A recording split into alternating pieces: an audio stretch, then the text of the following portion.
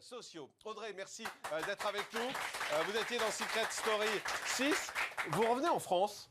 Pourquoi vous revenez en France? Parce que je pensais que vous vouliez faire carrière, moi, aux États-Unis. J'ai une carrière aux États-Unis qui a commencé avant Secret Story. Et vous faites quoi, on rappelle, pour les gens qui n'ont pas tout suivi? Je suis directrice de casting chorégraphe. Et ça se passe très bien là-bas. Maintenant, j'ai les opportunités de faire pas mal de petites choses entre la France et les États-Unis. Donc, je vais commencer à naviguer entre les deux. Ça veut dire que Secret Story, il vous fallait cette soupape de sécurité en sortant. C'était nécessaire de vous exiler un peu là-bas? J'ai eu besoin de retrouver mon chez-moi, de me faire ma petite coquille. J'avais pas envie de rentrer dans tout ce schéma de paparazzade et de je fais voir ma vie privée pour exister. J'ai eu besoin de retrouver ma vie privée et de réfléchir sur mes projets personnels et de revenir avec quelque chose. Vous pensez quoi de ceux qui ont fait Secret Story, qui ont joué ce jeu justement des paparazzades? Chacun fait ce qui lui plaît. Après, certains vous ont déçu par ce qu'ils ont fait derrière? Non, je pense que je m'attendais plus ou moins à ce que certaines personnes aillent dans l'outrance. Qui? Ai-je vraiment besoin de citer les noms? Bien sûr, allez-y. Les personnes que j'ai pas forcément envie de revoir, qui, oui, ont essayé d'user et de jouer de toutes les cartes qu'ils avaient dans leur sac. Voilà. Un certain trio avec...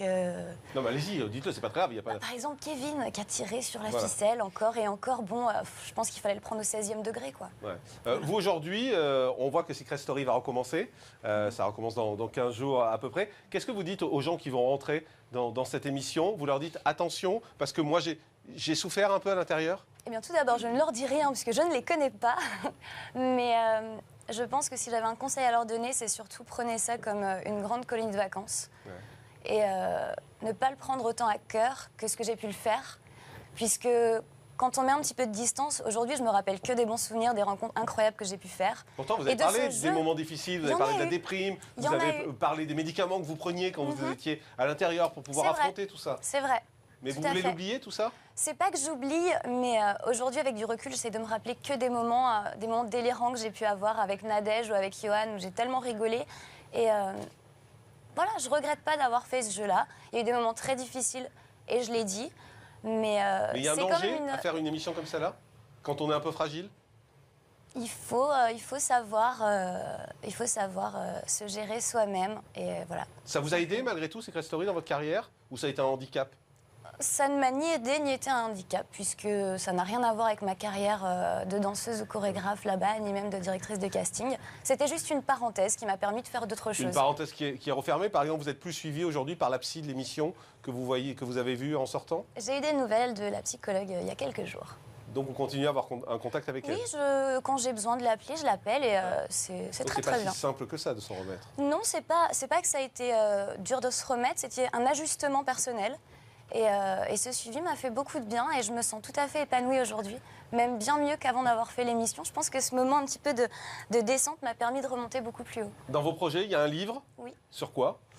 Un livre qui s'appelle « Les blondes mettent à nu la télé-réalité ». Alors, c'est pas du tout un ouvrage qui est orienté paparazzi ou magazine un peu qui cherche à décortiquer ce qui se passe. C'est plutôt un ouvrage où j'ai... Pourquoi vous regardez Catherine dans ça? On se regardait, voilà. C'est pas paparazzi, vous savez. Bon anniversaire d'ailleurs. Merci. Ça, c'est à Romain. Voilà, on fait tout ça. Non. Elle est au courant de tout, hein, c'est fabuleux.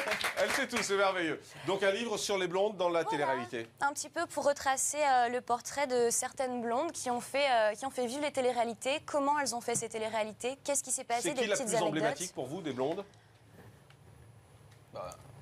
Loana. Non, je suis obligée de dire, pour moi, la plus emblématique de toutes les blondes de la télé-réalité, c'est ma meilleure amie Nadège. Nadège. Ah oui.